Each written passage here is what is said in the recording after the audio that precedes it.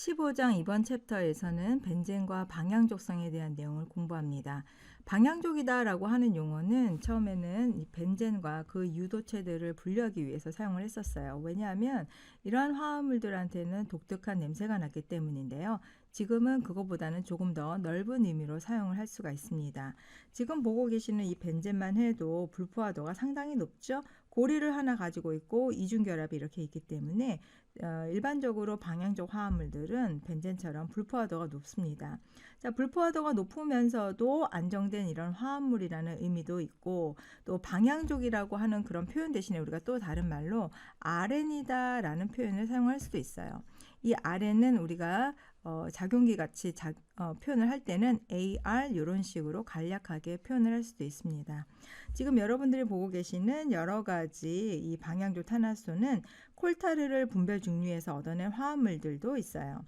자, 벤젠이라든지 또는 톨루엔, 그리고 뭐 크실렌, 인덴 같은 것들이 있는데, 이 크실렌 같은 경우에는 치환기가 지금 두 가지가 있습니다. 메틸 치환기로 두 가지 자리를 잡고 있어요. 근데 지금 이렇게 애매하게 표현이 되어 있죠. 그 이유는 이 치환기에 해당되는 메틸기가 들어갈 수 있는 자리가 세 군데 있기 때문에 그래요.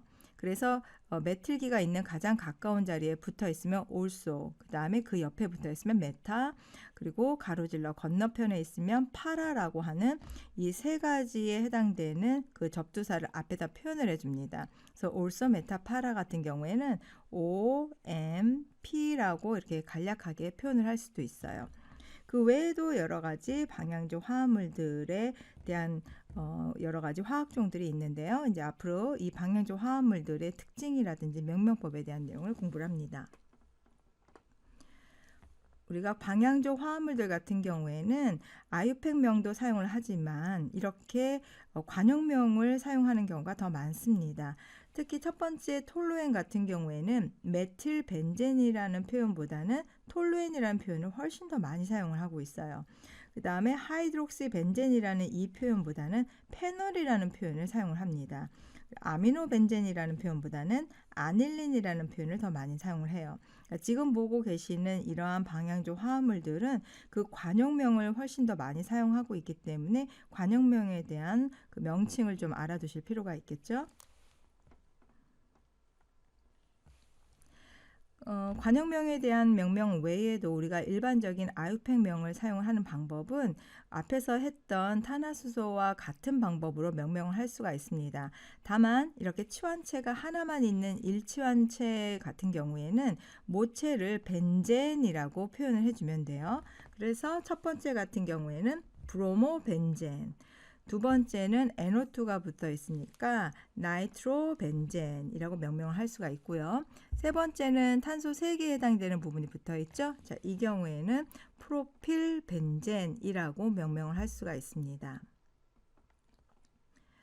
자, 우리가 앞에서 RN이다라고 했었던 것들은 이렇게 AR로 표현을 하기도 하고요. 근데 RN이라고 하는 것은 알킬 치환된 벤젠을 RN이다라고 표현을 할 수가 있습니다. 그런데 이렇게 알킬 치환기의 크기에 따라서 두 가지로 나눠볼 수가 있어요. 하나는 알킬 치환 벤젠이고 또 하나는 페닐 치환 알케인으로 명명을 할 수가 있습니다. 이때 모체가 벤젠이 되는 거고요. 모체가 알케인이 되는 거예요. 그러려면은 벤젠보다는 치환되어 있는 이 알킬계의 개수가 작아야 되겠죠. 그래서 벤젠은 6개로 이루어진 탄소니까 6개보다 작은 경우에는 우리가 알킬 치환 벤젠으로 명명을 해줄 수가 있고요. 그 다음에 알케인으로 우리가 명명을 하고 싶을 때는 이게 이 알케인 자체의 개수가 6개보다 더 많은 경우, 그래서 알케인이 모체가 되는 겁니다. 이 경우에는 이 벤젠에 해당이 되는 부분을 우리가 페닐이다라고 표현을 해줘요. 즉 페닐이라고 표현한 것은 일종의 하나의 어떤 치환기로 작용을 했다라고 볼 수가 있는 거죠. 우리가 이제 페닐이다라고 표현을 하는데요. 이거는 이렇게 약자로 pH로 표현하기도 하고 그리서 파이에 대한 표현으로 이렇게 사용을 할 수도 있습니다.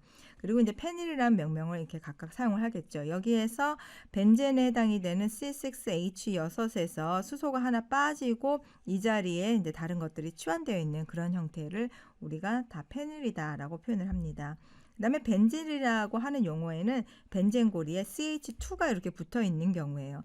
지금 보시는 것처럼 방향적 고리에서 이렇게 페닐기 수소가 하나 빠지면서 다른 것들이 이렇게 붙을 수 있는 경우, 근데 페닐로 표현이 됐다는 것은 여기에 붙어 있는 알케인의 치환수가 6개보다 더 크다라는 의미가 되는 거예요.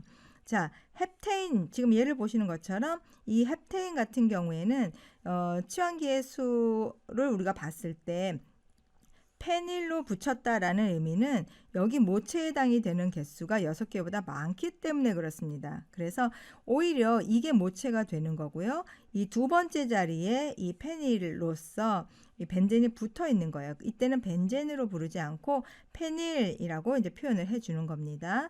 그 다음에 벤질기로 작용을 할 때는 이 벤젠고리 옆에 CH2가 있으면서 뭐 이렇게 결합이 되는 그런 형태가 될 때는 벤질이다라고 표현을 할 수가 있습니다. 그래서 벤질기, 페닐기 이런 식으로 용어가 정리가 될 수가 있어야 되겠죠.